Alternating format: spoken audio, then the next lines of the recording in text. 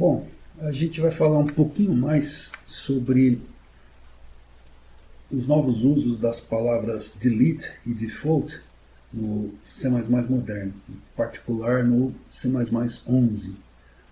E hoje a gente vai falar sobre a função delete, a palavra-chave delete, para quando aplicada ao construtor default. Vamos ver o que isso causa nas classes derivadas. Bom, então aqui está uma classe base, simplesinha, tá? O que ela tem? Tem um membro protegido, que é esse inteiro aqui. Tem como público o construtor default, mas naturalmente ele foi deletado, né? Foi apagado por causa dessa expressão aqui. E aí a gente tem uma funçãozinha cujo único papel é devolver o valor desse membro default. Aqui a gente tem a classe derivada, ela herda da classe base e torna o que é público lá na classe base também público aqui. Aí eu tenho nela só o construtor default também, nessa classe derivada, e o único papel dele é avisar que esse construtor, também default, quer dizer, sem nenhum parâmetro, foi chamado. Tá? Bom, aqui tem um programa principal. Eu teria uma declaração de um objeto da classe base através do construtor default, mas ela está comentada, ele está comentado, né? Essa declaração está comentada. Por quê? Porque a gente sabe que nessa classe base o construtor foi deletado. Então, o que a gente está tentando fazer? Construir um objeto pelo construtor da classe derivada, um objeto dessa classe derivada. E aí, naturalmente, a gente tendo construído o objeto, a gente vai chamar essa funçãozinha aqui que ela herdou da classe base. Tá? Então vamos ver o que vai acontecer. Tá? Sem muita teorização, vamos ver o que o tal os compiladores vão dizer. Bom, então vamos lá. Aqui tem o G++, que é um compilador já com uma certa história, e é, sem dúvida nenhuma, um dos compiladores aí que está na frente para implementar os padrões, em particular o último padrão do C++, que é o padrão C++20. Então, como a gente está começando, a gente vai colocar o primeiro padrão, pedir para ele seguir o primeiro padrão de C++ moderno, que é o padrão 11, C++ 11. Além disso, a gente vai pedir para que ele seja muito estrito na exigência das regras do C++ 11. A gente vai pedir que ele seja pedante mesmo, né? Por isso estamos usando "-w", pedantic. Tá? Vamos também habilitar um conjunto de warnings, que antigamente era o conjunto de todos os warnings, wall. Aí o G++ foi crescendo, foi necessário para incluir todos os warnings esse outro conjunto aqui. Antigamente era só "-w", né, W maiúsculo, agora W maiúsculo extra. Tá? Mas enfim, hoje em dia, com toda essa evolução do G++, versão mais versão, correndo atrás dos novos padrões, esses warnings, né, esses conjuntos de warnings todos não são suficientes para incluir tudo.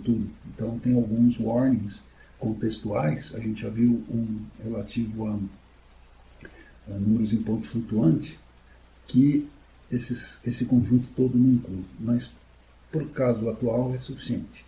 Bom, aí a gente vai mandar essa compilação, né, o executável, para um diretório à parte, que é o binário, o bin, né, que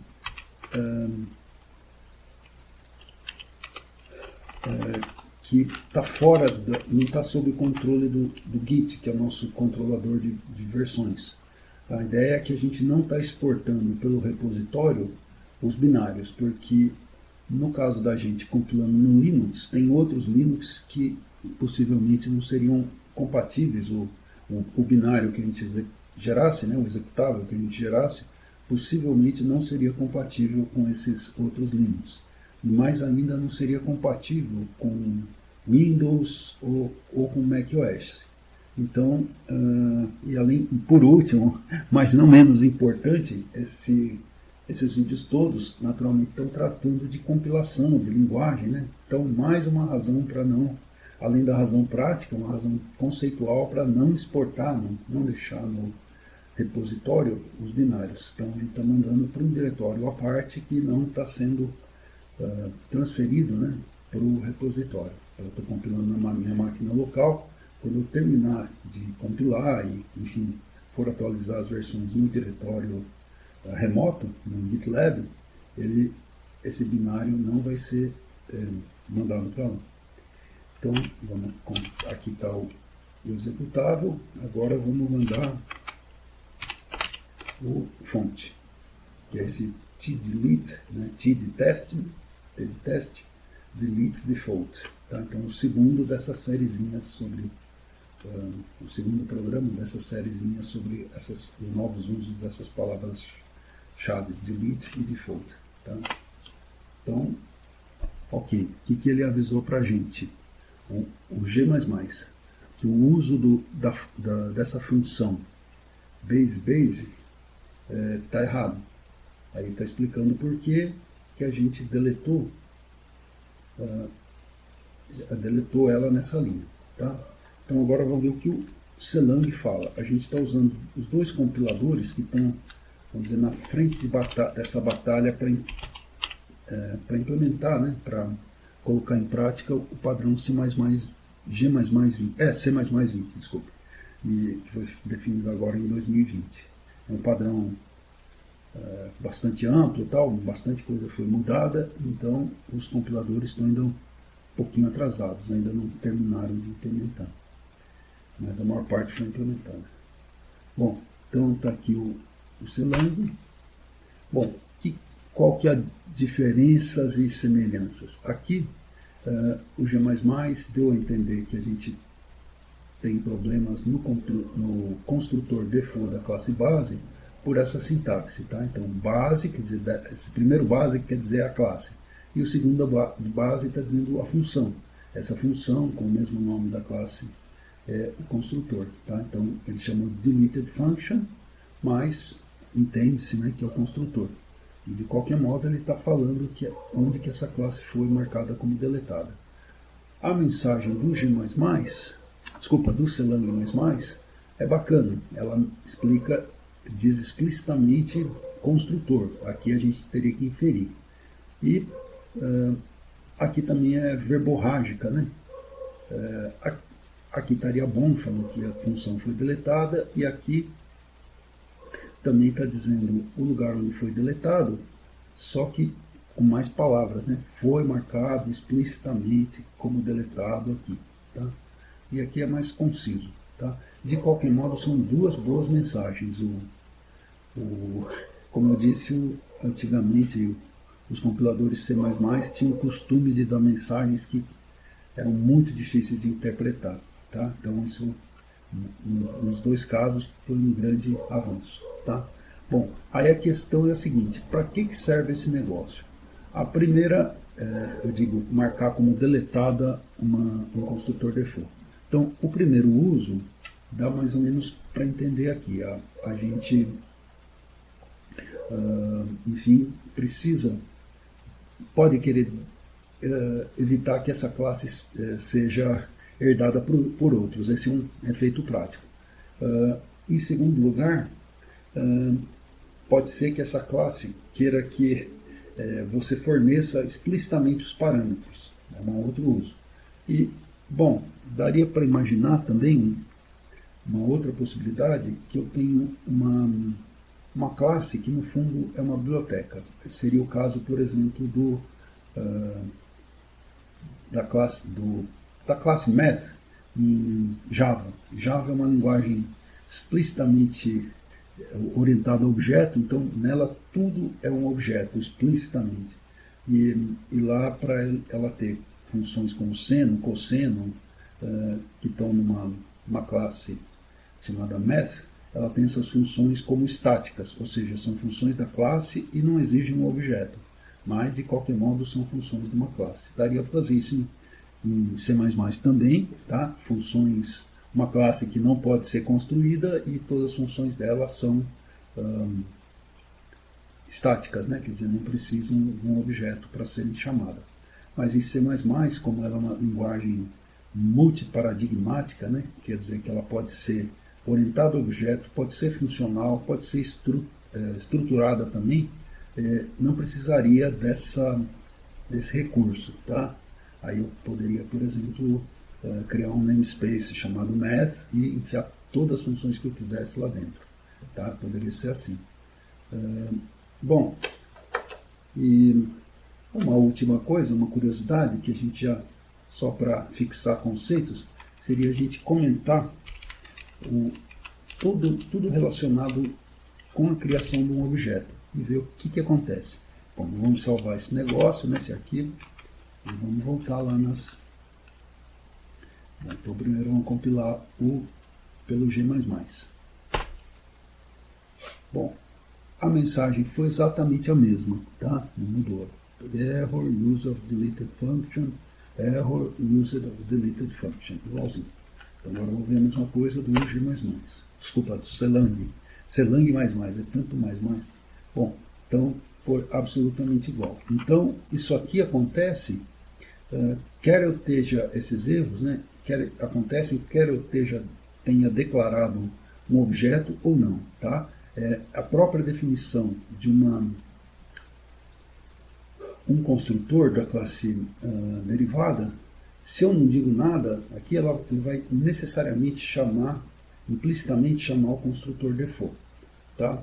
Então, a gente pode até voltar ao formato anterior, mas já sabe que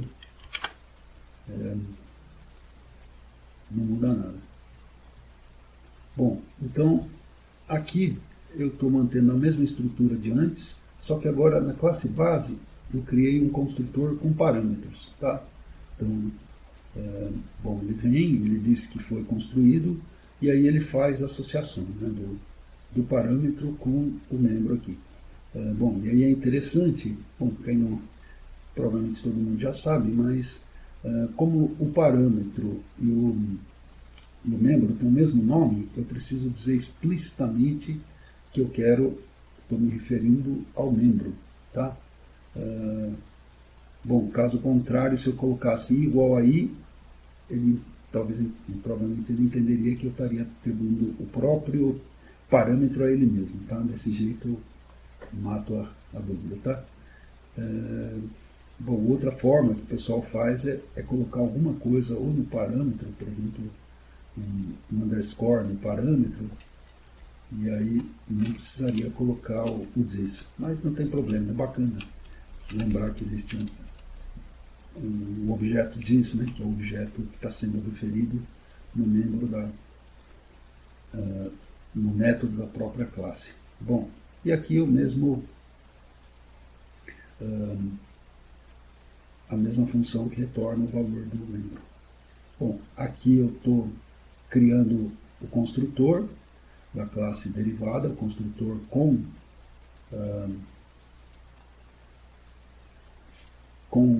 parâmetro e chamando explicitamente o construtor da classe base com parâmetro.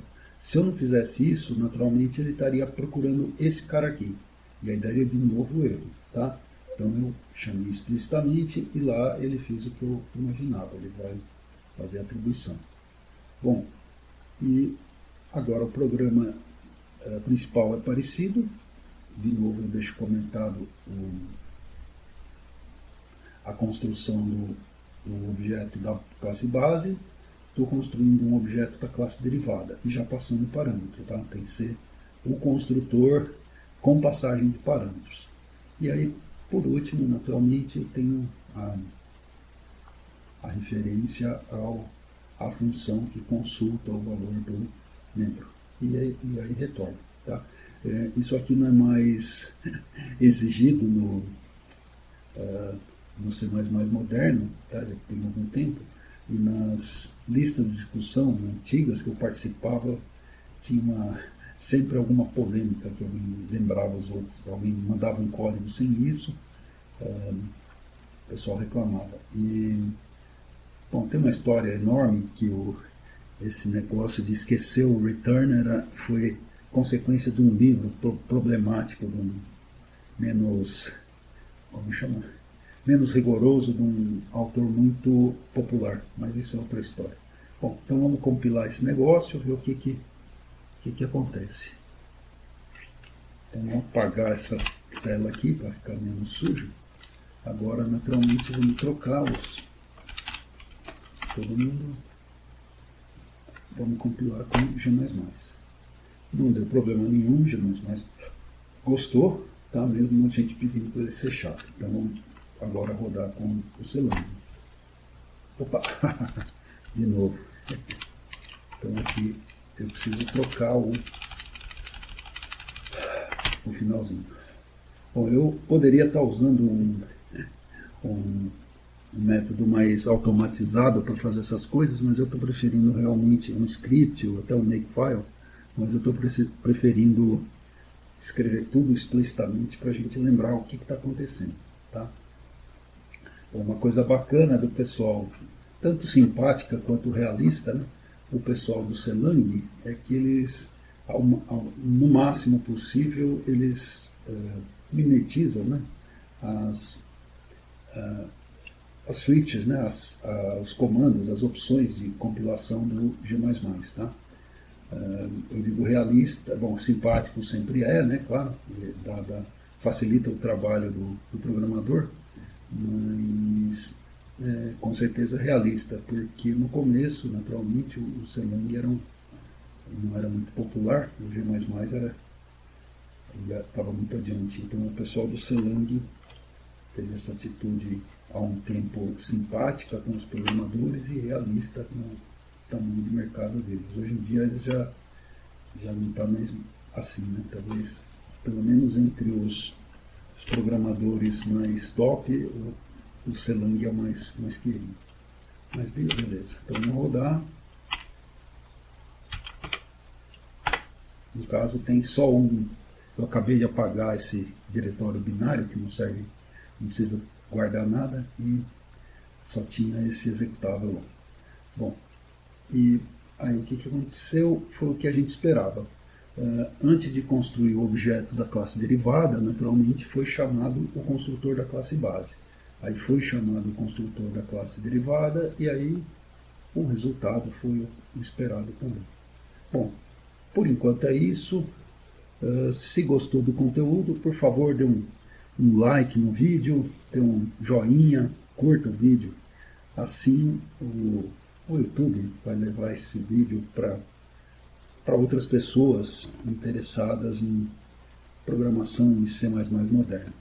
Muito obrigado e até breve.